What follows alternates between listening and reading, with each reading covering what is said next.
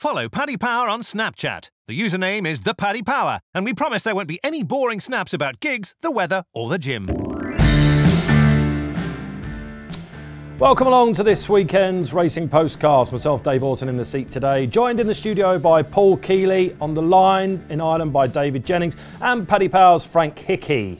Now, Haydock looks like it might, Keels, be a little bit rough terrain up there. Are they going to make it? Well, if you look at the temperatures forecast by the Met Office, I mean, they should do, unless they get loads of snow and it don't shift. Like, you know what I mean? So I'm not going to worry about it yet. I think we just treat it as though it's going ahead. Might be softer ground than people were expecting, though. There's a cracking card up there, so let's hope it does. No such problems at Ascot. Gents, let's just whittle straight on. Interesting card. One of the trickiest races of the day, thought, was the 150 Mares Grade 2, Paul. Where can we start here?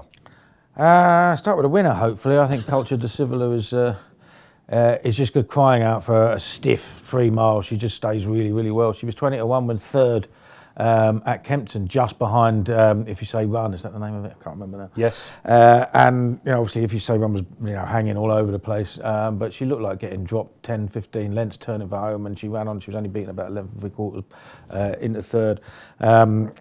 She's come out and won since. She just looks like an out-and-out stayer. She's her dam as a half-sister of Rev de Civila, who obviously loved Ascot, and I just think the stiff test is really going to suit her. The Jessie Harrington horse has been made favourite.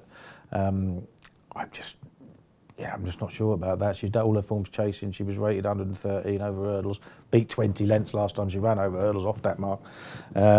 So I think she's short enough. And If You Say Run, I'd imagine that having ridden her twice now in the last 2 times that she's hung left, that Harry Cobden will go straight for the rail as soon as he can, turning for home. We've seen that there this season, haven't we? Yeah, but I just think Culture de Civila will outstay him. Let's have a word about Magic of Light with DJ then. Dave Jennings, what do we make of this one? Yeah, a real improver, like a cracking run the Tri-Town at Navan. She was third to 2A Permis. That was a really good run, and she progressed again, I thought, to win last time at Newbury. The race fell apart a little bit at Newbury. Like, it wasn't exactly the greatest chase you've ever seen at Newbury. For, I think it was a listed race. A drinks interval was a little bit disappointing. As Paul alluded to there, 113 over hurdles she is at the moment in Ireland. I know she hasn't ran over hurdles for a long time, but to be 9-4 favourite in a race of this nature, I don't think she's any value. Actually, you say it's a bit of a minefield. This is probably one of my strongest fancies of the weekend. Here we go. I really like Culture de Civila, like Paul. She missed a year with a back problem. She got a really bad fall at Fontwell a while ago, and she got a bad back problem, but she looked to be coming back to herself. Like, she was a length and 3/4 behind If You Say Run when they were behind Mia Storm at Kempton, but I thought the ground was too quick that day. It was a bit softer last time when she really dug deep to beat Molly Childers, who won during the week at Wincanton. I just think Ascot, this trip, this time of year, everything should be in place for Culture de Civila. And I think this is just a perfect case of her being the best horse in the race. Can we see this going off favourite? Yeah. No.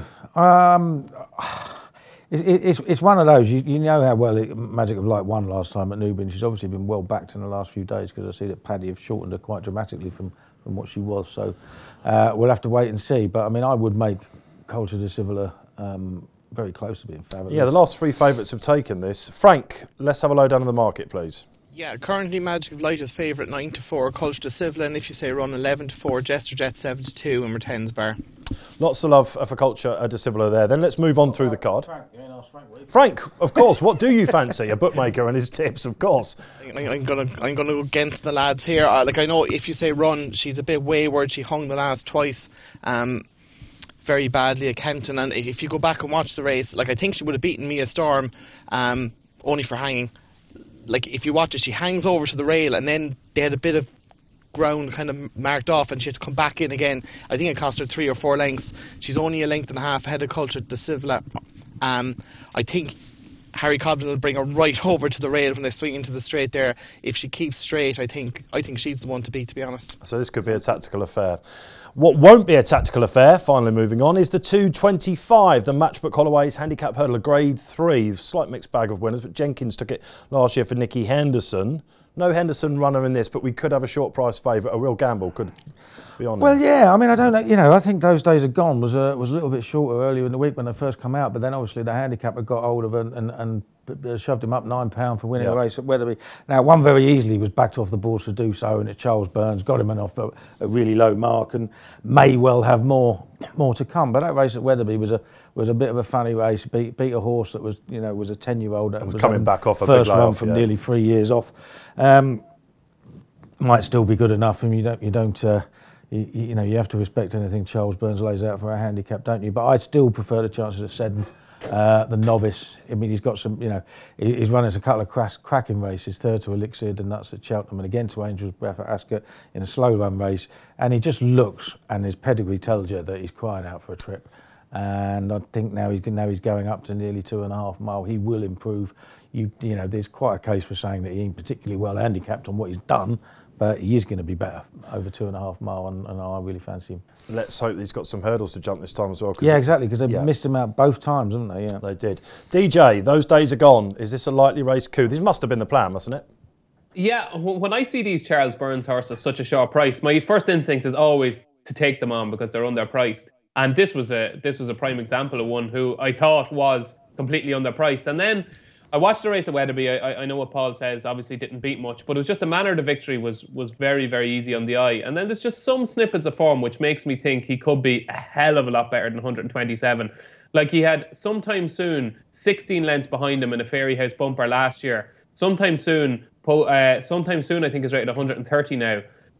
So like that's one piece of form. He was 9th in a maiden hurdle at Gorham Park in November, won by Ballyneety. Sonora was 4th that day, won a maiden hurdle at Down Royal by 13 lengths on Boxing Day, and then the horse that finished even 14th that day, Lady Reuter, has been placed twice since. So I think it was a really good maiden hurdle, and I'd imagine it certainly wasn't the plan for those days are gone. I'd say it was just a gradual process towards the Cheltenham Festival or the Spring Festivals. I think this horse, the fact that Charles ran this in an Aintree bumper last season suggests that it obviously has plenty of ability. It's won a bumper. I think this could be a very, very good horse. I think 127 could underestimate him. He's favourite, and he probably shouldn't be favourite, but I still think he's the most likely winner. And I wouldn't be absolutely shocked if he went on to win the Coral Cup at the Cheltenham Festival. Big shout. OK, so Frank, what sort of price are we looking at? Yeah, firstly we're 4 places here, but he's 11-4 currently. Ballymoy and Seddon are both 4-1. Better Get Along 15-2. Newquay 9-1, and we're 10s bar. This Ballymoy, Paul, he's quite a nice horse, isn't he? He's very prolific. He's a nice horse. He's high now, though, isn't he? I mean, if you've got horses... £5, was it? He went up £6? Yeah, he's up to 147 now, and that's the problem. You've got horses running off 127 that Dave thinks might win the Coral Cup, and he's got to go up £10 to get into it. So he's got his work cut out. What about Newquay? The Skelton Yard seem to aim at these handicaps with great accuracy. Didn't really do it for me, to be honest. I mean, to be honest, I got my blinkers on for Seddon. Yeah. I have to say that I'm going to penalise that one as well with Seddon. I think he's got a massive chance. OK, boys. Frank, can you give us a tip for this one, please? Yeah, the one I kind of coming up, like with the 4 plays, I think Better Get Along's got a decent each-way chance.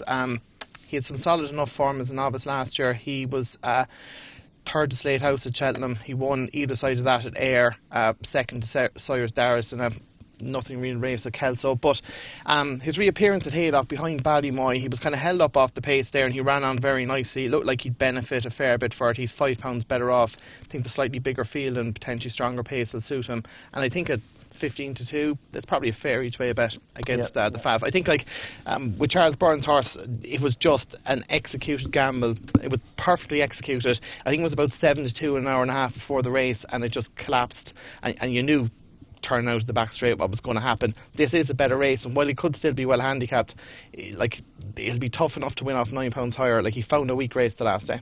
I'd be taking him on. OK, a bit of value there from Frank. Let's move along. This is a cracking race, I think, coming up next. The 3 o'clock at Ascot is the Bet365 handicap chase over 2 mile 5. Some real course specialists here, a Benatar in particular, and some interesting novice form as well by Jerry's Back, who's also entered at Haydock as well. It'll be interesting to see which way he goes. Paul? Sorry, mate, I was watching my tip at Chepstow and it was jumping the last, joining with the lead, and somehow it's managed to get knocked out of the 4, so I'm not very happy. Did you put it up each way? I wasn't, no, I didn't, but I ended, because it was a bigger price than I thought it'd be last night, I backed it each way, so it just makes it even worse, doesn't it? I'll pay attention from now on, but I've no idea what you just said. Things can only go upwards from here, let's face it, typical kills there. Looking at the 3 o'clock at Ascot, decent, classy handicap. Yes. Benatar, I said, might have some decent course form. Jerry's back's got some novice form at the course as well. He's also in at Haydock. Of the two market leaders? Neither, to be honest. I tell you why I don't like Benatar. I don't think that form at Ascot is any good. Okay. Right. Now, Valtor might have bolted up and, was obviously favourite for the Peter Marsh at Haydock. Right. But the second was jamming Masters, and you will never see a horse jump so badly and finish a race, let alone finish in the frame. And for it to be second, I just think he's been turned over since as well. Yeah, he's been turned over at odds on in what was basically a match earlier on this week. So, I've got to question that form, because I can't. If you go and watch that form and watch Jamming Masters, see how many mistakes he makes and how on earth does he finish second. I can't believe that is a really, really strong piece of form. So I'm opposing that. Jerry's back. I'm just not 100% certain. The one that I'm massively, massively interested in is Bellamy de Picton, who has a 440-day layoff to recover from, but if there's one trainer you don't worry about that with, it's Venetia Williams. And she's flying, she can get them ready. She's flying. She was thinking about, a couple of seasons ago, of this as an RSA horse. Ran once last season, actually gave waiting patiently more to think about than any other horse did last season. He might have been getting £6, but that was when Waiting Patiently was rated 150, and he's now 170. Bellamy de Picton's actually been dropped £2 for his absence, so he runs off 146. If he's the horse he promised to be after the layoff, then I think he's got to go very, very close. It's a classy race, isn't it? With Mr. Whittaker in there. It is a classy race. Mr. Whittaker's one of my favourite horses. I actually had a few quid at a massive price for the Gold Cup. I think he's running in the wrong race. I think if you're not fast enough to win a 2.5 mile handicap at Cheltenham on good ground, you're not going to be fast enough for the Ryanair. He is a half brother to Broadway Buffalo, who was second in the National Hunt Chase, and I watched it, and I just think he is crying out now for a step up in trip. And even though Ascot's stiff in his 2 mile 5, I just think he might be rushed off his feet early again. He's been burning up the gallops apparently, hasn't he? Apparently so, yeah. I mean, he's a good horse, don't get me wrong, he's a good horse, and I'm sure he's better than his mark of 152, but I would really wanted to see him at 3 mile. Let's open up the floor then. Mr. Jennings, anything in this? Yeah, I think Paul hit the nail on the head. I think Bellamy de Picton is by far the most interesting horse in the race, and it could end up being by far the best of these, but I suppose you just don't know. The one at the prices I'm going to take a flyer on is Get on the Jaeger, something Paul often does on a night out. Never seen that before. I have. He's down to a mark of 136 now, which means he's only £3 higher than the mark he won the Roland Merrick off last year at Christmas. It's a second run after a wind up, and I think he's better going right-handed than left-handed, even though he did win at Wetherby. Dan Skelton, what a man. This trainer is just firing on all cylinders at the moment. I think of his last 19 runners going into today, he'd had 7 winners and 4 horses had been placed. So 7 winners at 19. They're absolutely bombing at the moment. This horse has been hugely disappointing. But the fact, I love horses second time after a wind up. And I think the fact that there's loads of pace in this race everywhere you look. And I actually think the trip could be ideal as well. Some people might think it's short of his best, but there's big prices out there about Get on the Jaeger, and I just think he could be the type just to take advantage of a lenient mark at the moment. So I'm going to chance Get on the Jaeger. Starting to see a few more value calls coming in. Frank, where's your pin dropping? Yeah, again, we're 4 places here, and I'll just run through the prices very quickly. Benatar's 9-2, Jury's back 6-1, Bellamy de Picton 13-2, Mr. Whittaker 7, Suriname and Mr. Medic, and Happy Deaver 8, where 10's bar. I'll be honest, I've kind of had a thing for Benatar since last year, and I accept what Paul's saying, that maybe the form wasn't the strongest in the last run at Ascot over 3 miles, but again, it was difficult not to be impressed with how he went through the race. He travelled really strongly. I think the trip didn't really play to his strengths. He didn't get home. He's the only one to really go with the winner Valtor turning in and just weakens out of it. Again, it's just you have to go back to that JLT and how well it's worked out. With Terrafor winning a Grade 1, Ken Boy winning a Grade 1 at Christmas, Finian's Oscar won a Grade 1 at Aintree, West Approach has run well, Big Martin won up in Air, Modus won a handicap and invitation, only was Grade 1 placed. He's still only running off 149. I think he can definitely win off that mark, and he'd be the one I'd be siding on, even though he's favourite. for the Moore camp, who's having a great time at the moment as well. Let's move on then, chaps. Most people going to Berkshire on Saturday, we're going to see one thing and one thing only, and that's Altior, of course. Yeah, of course. Yeah. Can I just ask you, Frank, one thing? Why is it bookmakers bet Ante-post on 20-runner handicaps and go 1/4 to 3, and then when there's 12 in it, they go 4 places on the day? What's going on? I think it's just a strategy to have extra places available on big handicaps, like. But why not 4 places when there's 20 at the 5-day stage, or 21 at the 5-day stage, or whatever? Just at the moment, you don't know how fields are going to stand up, so you can't go the extra place Ante-post until you know. Don't we know that anyway? Pardon? Isn't that part of the Ante-post make-up anyway? You get you get any money back on non-runners, don't you? Oh, well, like as in if you get done, but I mean, like as in it's basically got to do with your margin. Like as in if you're betting it 4 places Ante-post and that cuts up to 8. Like it's just very difficult to manage. Yeah, but it's something that you always used to do, isn't it? And it's only in recent seasons that you started to do it. Only go to 3 places. It goes obviously, down if somebody bets a non-runner with you, they've lost their money, haven't they? Ante-post. What it is that, like as in, it's more calculation of what you think the field is going to be. Right. So if you think there's a solid enough chance you'll get 16 plus, that will be bet at 4 1/4. Right. But if it's like history will tell you with a lot of these races that they don't attract 16. You could have 25 entries, but in all likelihood the race has averaged 11 runners every year for the last 10 years, and you've only had once ever had 16 or more. Like that's a race you'd put up to 1/4 3 then. So that's the reason. Part of the risk punters take with Ante-post betting, though, isn't it? Because I've bet loads of non-runners. You don't give me my money back. You have to think that the Ante-post market needs a bit of life injected into it, I suppose. Yeah, I my own view is and it's not just Paddy Power, it's all bookmakers. They don't they seem to price up races and they don't really want to take a bet on it. It's just to get the press to mention it, like, a bit of PR. But that's my whinge over. That was like Andrew Neil and Jacob Rees-Mogg the other night on the BBC Parliament show, so we'll bring it back. I hope I'm not the Jacob Rees-Mogg character. I'll leave it up to our viewers to decide who's who. I've got a fair idea.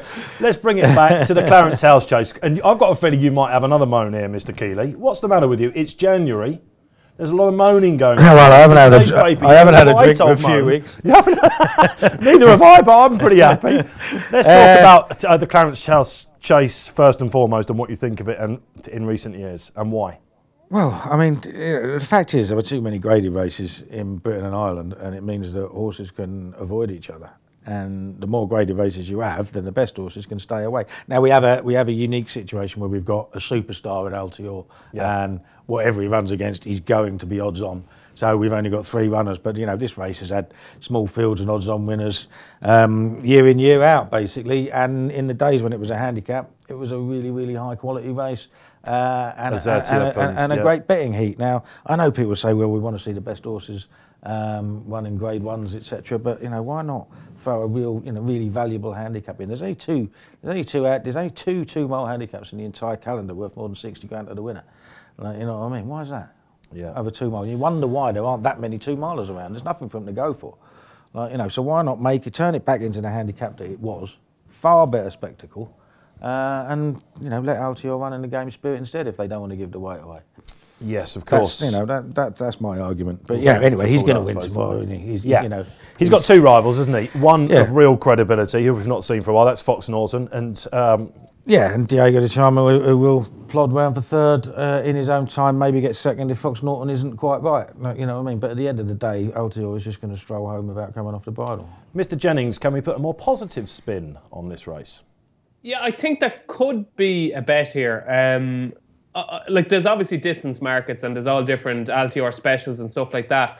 And you're taking your life into your own hands with these distance specials because you're relying on a jockey. But I think when you've only got 3 runners, there is an avenue here to have a distance bet. And Diego de Charmille was 19 lengths behind Altior at Kempton. And the only possible target I could see for Diego de Charmille is the Grand Annual, because I don't think, maybe he might run at Aintree, obviously, where he won his grade 1. But I just think with Diego de Charmille, the Grand Annual could be in the back of their minds, and he's not actually potentially badly treated on the best of his form. They're not going to be wanting to get within a couple of lengths of Altior here, I think. I could be completely wrong. I know it's a grade 1. And then you've got Fox Norton, who's returning from a 398-day absence. Now, he has had a suspensory problem. He has gone well fresh in the past.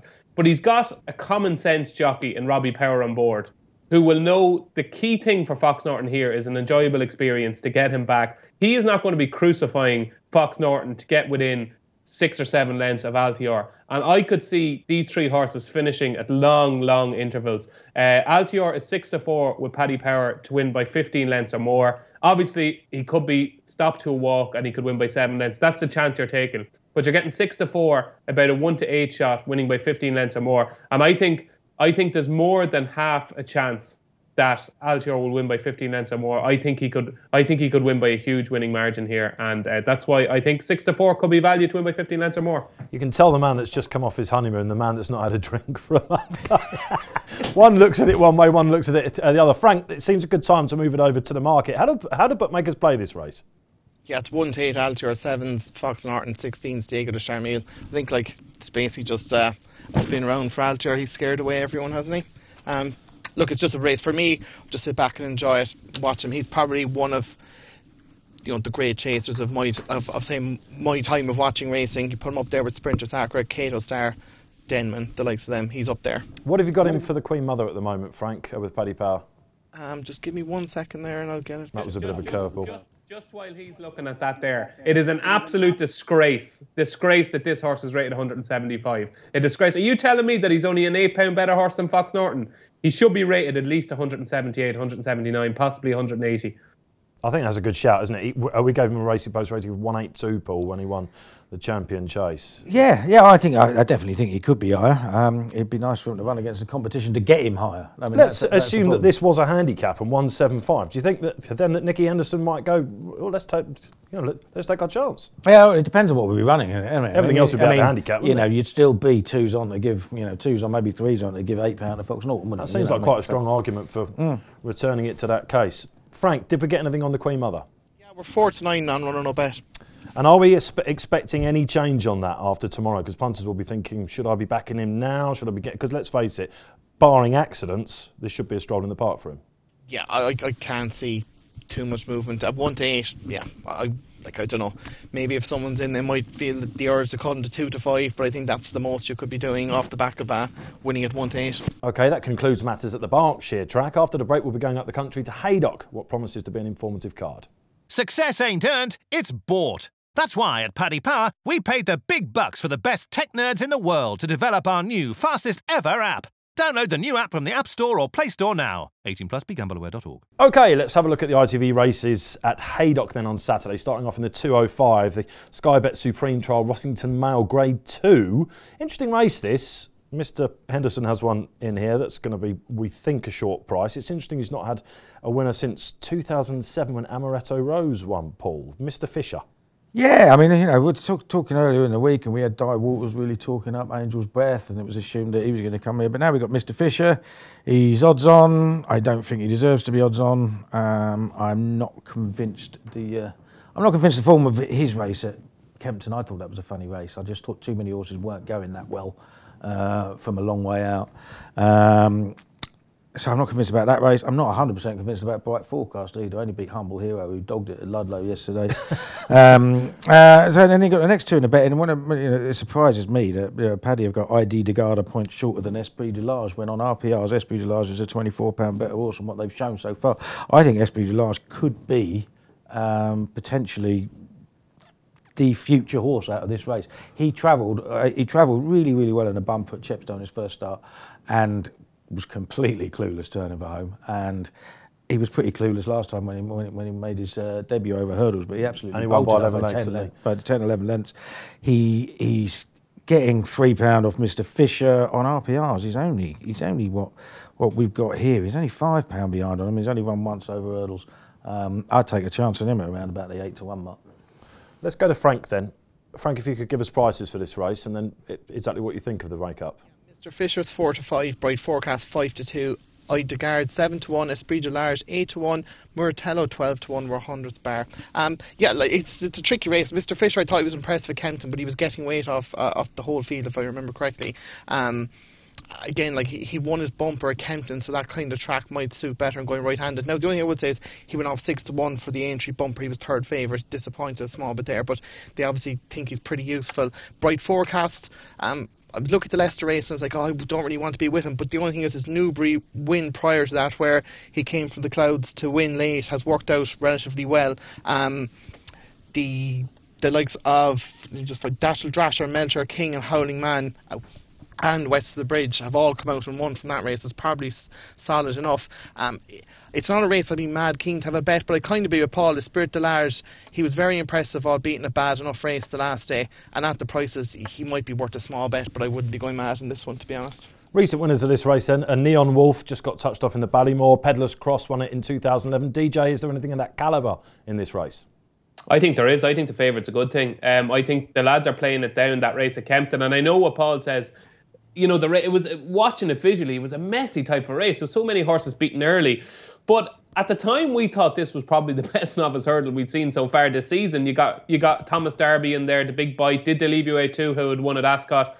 And I actually think it was a better race than people are giving it credit for. The second, who I am in love with, Rouge Vif, who I think is going to make a smashing chaser someday for Harry Whittington. This horse was well beaten by Mr. Fisher. The time before that at Suddle, he beat Oakley by 10 lengths. Oakley has come out and won since and is rated at 130. So you're basically saying that Mr. Fisher is vastly superior to Oakley, who's rated 130 on a line through Rouge Vif. I loved the way he won that race at Kempton. I thought he was more impressive than the winning margin suggested. If you were to give me two bets right now in the Supreme Novice Hurdle, I would back Vision Donaire and I'd back Mr. Fisher. I think they are the most likely stars in the Supreme at the moment, and I'll be very, very disappointed if Mr. Fisher doesn't win this. No Angel's Breath at Ascot either, of course, so we should say. So interesting question marks there. Okay. That's that. Let's move on to the 240, the newly named, the new one, Unibet Hurdle, registered as a champion hurdle trial. We'll get onto that in a second. Frank, can you give us market odds for this, please? Yeah, Silver Streaks 13-8, Western Rider 3-1, Moyed 7-2, Global Citizen 4-1, and Pink Shoe 12-1. Paul, champion hurdle trial? Not really, is it? There aren't that many of those these days, are there? Not especially really. Not in Britain. Obviously. To me, it's a tricky little race, and it all depends because there's plenty of rain forecast at Haydock, which rain, which may be snow. Now, Silver Streak wants decent ground. You could argue that Global Citizen also does, but he actually won a decent handicap on soft-ish ground at Newbury last time. I'm sort of leaning towards him. I don't think he quite ran his race at Kempton last time. I don't know for what reason, whether he just went too fast. But I think, it is a tight race. Western Rider has got some solid handicap form. Obviously, he's got a bit to find with Mo Hayed, who beat him in that decent race at Ascot last time. To be honest, it's not a race I want to have a bet. DJ, how about you? Are you going to be smashing anything? No. I think this is really, really tricky. I think the only, it's one of them races where if any of them won, even Ping Shu, you kind of say, oh yeah, well that could have happened. You can't really rule any of them out. Global Citizen is interesting. I think obviously he's going to make the pace in the race.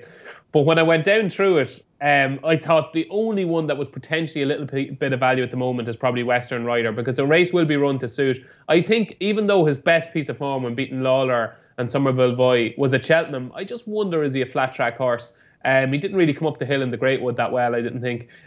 He's £4 better off with Silver Streak for that Greatwood run. I thought he ran perfectly respectably last time. I think he'll finish ahead of Moa ahead this time. I think the fact that there's plenty of pace in the race, I'd imagine he'll just track Global Citizen. And given the way the ground is likely to go, I think that'll suit him more than Silver Streak. So it'll be Western Rider for me, but nothing too strong. Yeah, the ground seems to be key in this race. Frank, which way are you playing? Yeah, it depends, like how much, moisture gets into the ground. If it remains good to soft in places, I'd probably come down the side of Silver Streak. Like, he's run against Western Rider twice this year in the Greatwood, and last time out in the International finished ahead of him both times. He holds Moyed as well on the Greatwood run. Global Citizen, apparently there was a small bit of an issue with him at Kempton. Didn't find out what it was, but Ben Pauling came out, I think, last week to say they'd found something and they corrected it. So you could probably forgive him a small bit. And on the Newbury run, he'd have a squeak. But I think the most solid option here is probably Silver Streak, as long as the ground doesn't deteriorate too much. Yeah, I'd agree with that. So that looks like it's going to be a quiet betting race. One race that isn't will be the 3:15, the Peter Marsh handicap chase. Really wide open race. Paul? Yeah, difficult one. I can't really have Valtor because of the reasons I said about the Ascot race, and he's up massively, isn't he? What did he go up? He went up £12 for that. So that's he's got to prove himself again now. I think as Nicky Henderson said the other day, he was preparing for the Grand National. Mark of 160 now, isn't it? Yeah. Mark of 160. That's going to be a struggle. Will the ground be soft enough for the Klondike? I think he wants a real slog. Two that interest me. First one is one I backed earlier in the week. Captain Redbeard. Obviously, he tailed off over the Grand National fences last time, but he absolutely loves Haydock. Always runs well. He was That's not the first time he's flopped at Aintree, is it? No, it's not. And he was second in the race last year. He was third in a 6-runner handicap chase to Vintage Clouds 2 starts ago. And you won't see an unlucky horse. There was only 6 runners in the race. 2 of them fell. Both of them did it right in front of him. And he got hammered both times. He wasn't beaten very far. Is he really well handicapped? No. But he will run his race, and I think he'll be in the frame. And the other one is the one horse I think who could, even though he's an 11-year-old, blow it away is Otago Trail. He was a distant second to Bristol to Mile a few years ago. We ran a blinder in a rehearsal at Newcastle on his comeback. You can forgive him the bounce next time at Haydock, I think. Hugh Nugent taking £7 off. That's quite interesting, isn't it? I think he will run well. He's doing quite well, isn't he? They would be the 2 for me. Okay, Frank, let's just go to you quickly and have a look down the list. How are you pricing it? Again, we're 4 places here. The Klondike's 4-1, Valtour 5-1, Red Infantry 13-2, Robbinsford 7-1, Otago Trail 15-2, Ballyarter 8-1, Captain Redbeard and Ballydiner 9-1, and we're 10s bar. And what's the pick of the prices, Frank, there for you? Yeah, it's almost like a copy session here where I echo everything that Mr. Keeley said. Captain Redbeard is the one I really like. The Klondike, like the extra, 2.5 furlongs from the last day will really suit him, but I think he wants proper bad ground to be at his very best. Valtour's obviously got hammered, and to win a handicap of 160 would be a tremendous feat. I think that'll probably stop him. Captain Redbeard's just really solid at Haydock. Like, if you look at his form, he's had 6 runs, 2 wins, 2 seconds, 2 thirds. Both times when he's won, he carried I think 10 stone 3 and 10 stone 12. He gets here off 10 stone 8. He'll really, I think the lightweight will really help him over this trip. There's a few in here out of form, like Chase the Spud, Wouldn't Be Gone, 3 Musketeers. I think he's really solid for the places, and as Paul said already, that run behind Vintage Clouds was very unlucky, and Vintage Clouds is one that would be on my list potentially for a Grand National later in the year. So I think it was a really good effort, and I think provided he gets a bit more luck in running here, he'll be difficult enough to keep out of the frame. And DJ, you said you fancied loads to me and Paul as we were coming into the studio. You must love one here. I do. Well, I've narrowed down to 2. One of them was Captain Redbeard, who I thought had a huge chance, obviously, as the lads have said. That's more than I ever could. Captain Redbeard, wow. Yeah, no, he certainly has. But the one I slightly prefer than Captain Redbeard is Red Infantry, who ran a remarkable race at Sandown, just looked to have absolutely no interest. It was like Paul Keeley on a Monday morning after a feed of beer at the weekend, going into work. You should see him at the moment. He's literally springing into the office. Didn't want to be there, and for the first mile of the race. So to finish second to Morny Wing in the manner he did, I thought was a remarkable performance. Now, there's obviously a worry that he could do that again and sulk in the early part of the race, and it took a while for his jumping to warm up. But he was very impressive when he beat Bishop's Road on his only start at Haydock. That was over 3 mile 4. I don't think the 2 furlongs shorter trip will make too much odds to him. He's a career high mark of 142 to defy.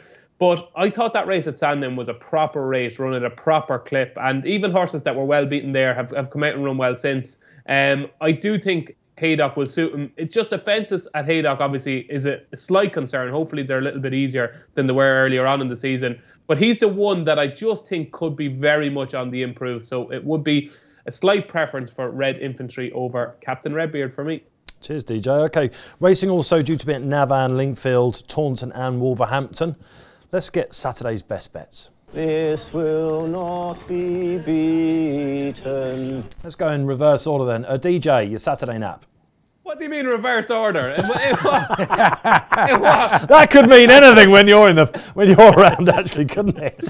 In terms, I'm trying to bring you in first here, DJ. I presume you mean in terms of importance, which are absolutely 100% right. My banker of the weekend, and my nap is Culture de Sevilla in the 150 at Ascot. And just 2 others I want to mention. I thought Django in the 415 at Haydock could win again. He's off a £5 higher mark. I thought he got away lightly for that. And 2 at Navan, actually. Dial Kerr, who would have won a maiden hurdle at Schlepperstown had he not stumbled after the last runs in the 1 o'clock at Navan. I think he'll make amends there. And Heret for Charles Burns in the 135. Won the race last year off 115. It's only £5 higher now. Loves Navan. And Philip Enright, who rode him to win the race last year, is booked as well. But my nap is Culture de Sevilla in the 150 at Ascot. Bullish as ever. I'm sure everyone's writing them down. Frank, not suggesting you're the meat in the sandwich. What's your Saturday nap? Yeah, my nap is the 345 at Haydock, Admiral Secret. This horse it's won 3 of its last 4 over fences. Was second on its reappearance at Exeter in a race that's worked out quite well. The 3rd, Knight of Sinners, won at Fontwell. The 4th, New Millennium, won at Leicester. And even the 7th one, a novice hurdle at Taunton. He then went to win Canton off a £2 higher mark. And I think if you go back and watch it, he travelled really strongly. He was held together until the last and just cleared away. He kind of idled a bit in front. The way he travelled to me suggests he's a fair bit in hand. He only got £5 for that. And even that race has worked out. The 2nd on top of the world won a match next time out. The 4 Bobay won up in Wetherby. I think he's very well handicapped of 125, and it doesn't look the strongest race. Again, as long as the ground doesn't get bad up there. If it stays on like just the soft side of good, I think he'll be very difficult to beat. I just had a couple elsewhere, if that's okay. The 310 at Linkfield, Probability. It was an eye catcher in its debut when really well supported back in May at Chelmsford. Got no luck in the run whatsoever that day. Was off the track until last month. Came back. Was very weak in the market, but ran a really solid race to come second. Now, it went, I think, 5s out 10 on the show that day, suggesting it needed it badly. The 6th came out and won at Newcastle last night. You might get a little bit of a decent price because there's a kind of a well-bred William Haggis horse on the 2nd start in there. I think that's interesting. And over at Navan, the 210, Gooseman is going back over hurdles off a much lower mark. He's rated 134 over fences. I think he's running off like 104 or 5 or something over hurdles. He'll probably be difficult to beat, but he might still mean we might get a price about the horse I like called Lady Writer. She made her handicap debut at Punchestown there, was it last week or the week before, over 3 miles. She bumped into one of Gavin Crommon's called Global Race, and there was an absolute smash-up job that day. She was the only one to really go with that. Hung really badly approaching the last, and after the last stayed on well to be 3rd. I think she's shaped like the 2nd best horse in the race that day. The drop to 2.5 might actually be held, but I'd imagine she'll be ridden up against the rail, so she won't be able to hang left. I think if you got kind of like 8 to 12 to 1 on that, it'd be a fair each way bet against Gooseman.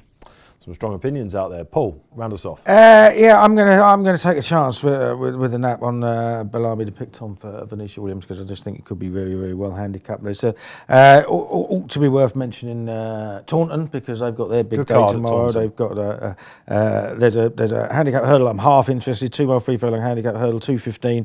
I'm kind of hoping that the magic hands of Bryony Frost will kid Ravens Tower into putting his best foot forward. Ran a moody race last time, but was a good third the time before, and is well handicapped. Dropped another couple of pounds. Like the ground if it doesn't get too soft, because they are due plenty of rain today.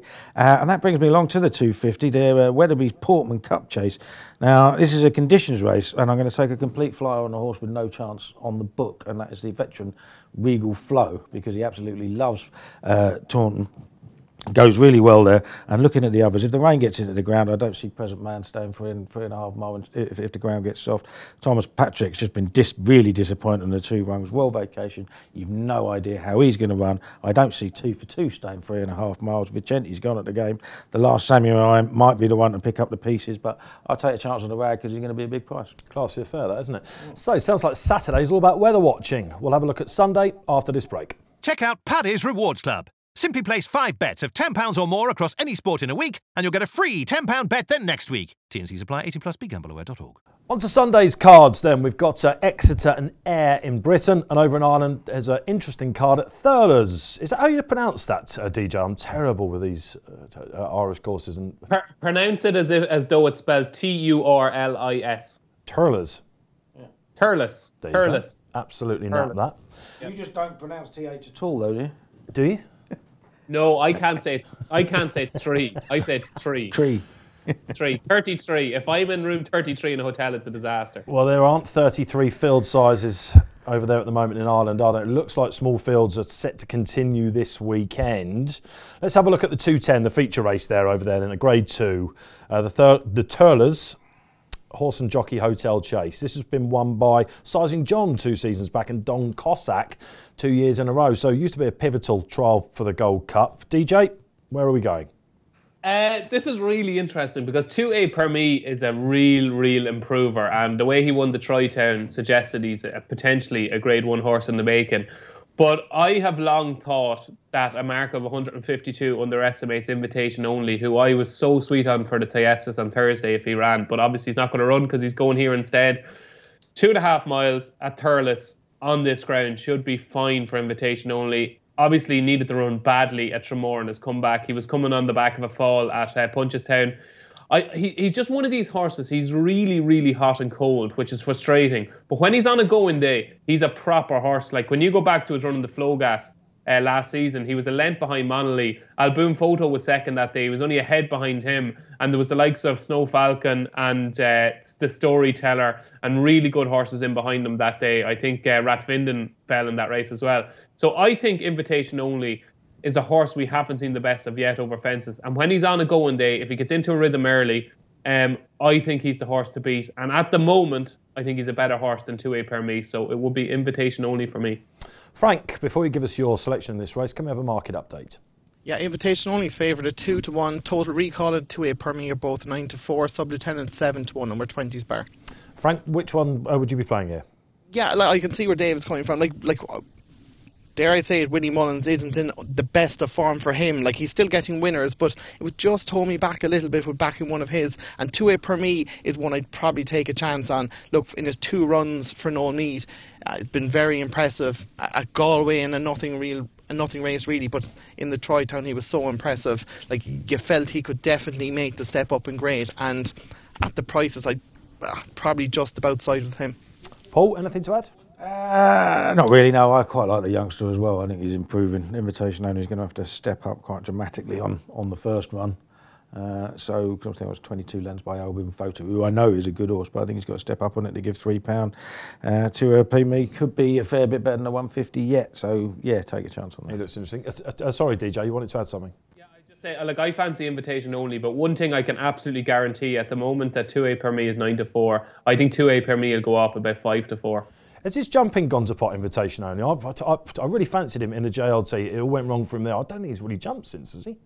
No, he has a habit of just hitting one at the wrong time, and it's so frustrating because even when you go back to his run at Fairyhouse, when he was third to Alboom Photo, he travelled like a dream that day under Paul Townend, and he just hit the second last when I thought he might actually win. So if he gets that out of the way, he could be a Grade 1 horse, I think. Okay, so could have an interesting market there. Let's move on to the other feature race at Thurles then, the 240, the Order of St George. Coolmore National Hunt Sires Irish EBF Mares Novice Chase. This has been won in 2015 by the likes of Vroom Vroom Mag. Interesting market, I think, here. Frank, where are we expecting it to lead? Yeah, we haven't actually got this priced up yet, but I would be pretty surprised if Camellia Ducat isn't favourite. When this is priced up, it'd probably be tomorrow afternoon, I think. Like, she's 4 from 5 over fences. The only day she was beaten was a Tipperary behind Lariche Berg and Robin DeFore. She's 4 from 4 against mares, and it's not a race that really excites me too much, but I think she's probably going to be difficult to beat. She's got to give £3 to Mary DeVee, who looked like a real chaser in waiting, didn't she, when she won on her chasing debut for Paul Nolan last time. DJ, has she got any chance? She has a chance, yeah. I think Camellia Ducat is going to be very hard to beat. Like, she posted an RPR of 143 last time when winning impressively, I thought, at Cork. And I think the horse to follow her home will be Tell Me Annie, who I think will benefit from that experience at Cork. I think it's between them two, and I think Camellia Ducat will win.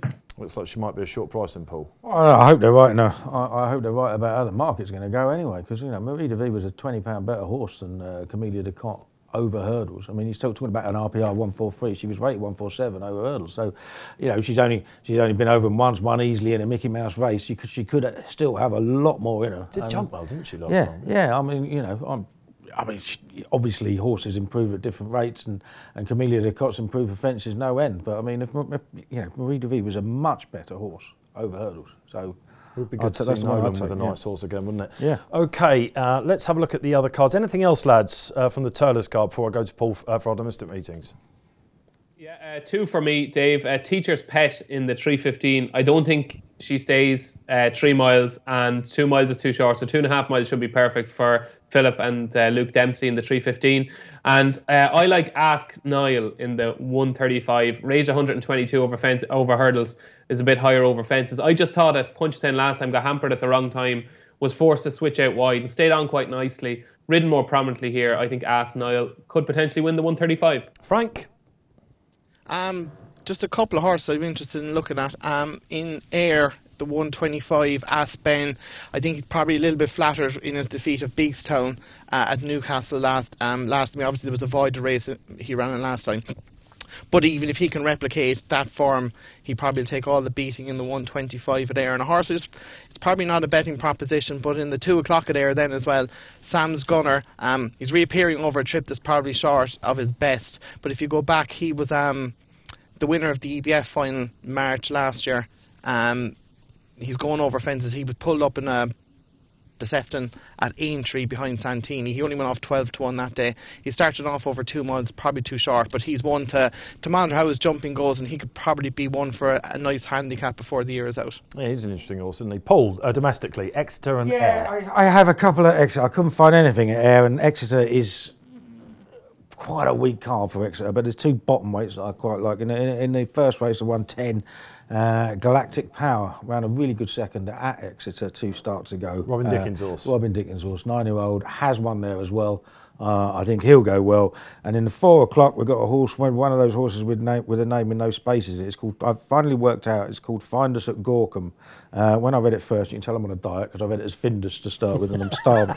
But anyway, he was a good second at Fontwell last 2 starts. I mean, last time to the Ogle Goggle man, and I thought that was a fair race for the grade. And he was he was only beaten a length and a half, was 18 lengths clear of the third.